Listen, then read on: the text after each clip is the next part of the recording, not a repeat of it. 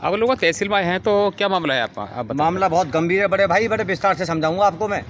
सिकंदराबाद तहसील के अंतर्गत एक गांव पड़ता है रमानगी बुर्ज। और हाँ, और उस गांव में एक दबंग आदमी ने सरकारी ज़मीन पर कब्जा कर रखा है, जिसकी सहभागिता, जिसका आशीर्वाद है उपजिलाधिकारी महोदय सिकंदराबाद जी का। उनके इशारे पर कब्जा है। और भी बहुत गांवों में है, लेकिन मैं पहले तो उसी गांव की बात करूंगा।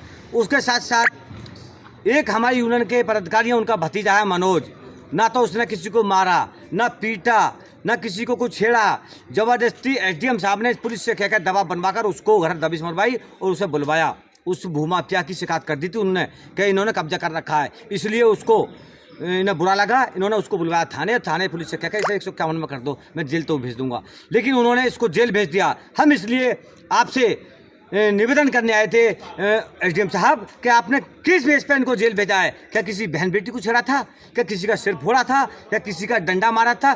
या कुछ ताली बजती था? मैं एक हाथ को चला बजाता हूँ कि आवाज़ आएगी, दोनों को बजाऊंगा था आवाज़ आएगी। जब तक दोनों हाथों से ताली नहीं बजेगी जब तक कोई आवाज़ नहीं आएगी। तो इसलिए उन्होंने एक तरफा कार्रवाई की, क्योंकि उस लड़के ने सीधा परिवार है, उसने उस भूमाफिया की शिकायत की थी। इसलिए इन्होंने गुस्सा होकर कि आपने पोल खोल दी, हमारी शिकायत कर दी, इसलिए पुलिस से कहकर जबरन एसडीएम साहब ने उसको जेल भिजवाया है।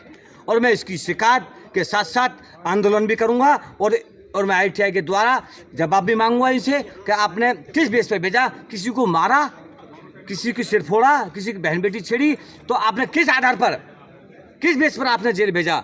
महोदय, मुझे इसका जवाब दें।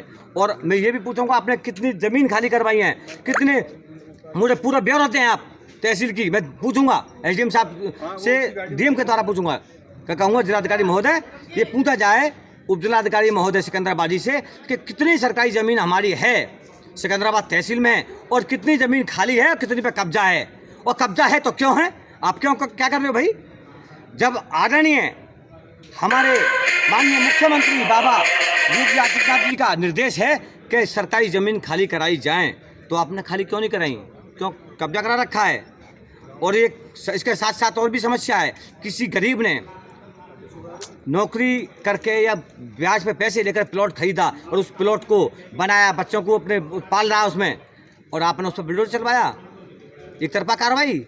एसडीएम साहब इस बिल्कुल अनुशासनहीनता को भारतीय किसान महाशक्ति किसी भी कीमत पर बर्दाश्त नहीं करेगी और बड़ा आंदोलन करने को मजबूर होगी, जिसकी जिम्मेदारी शासन परिषद की होगी।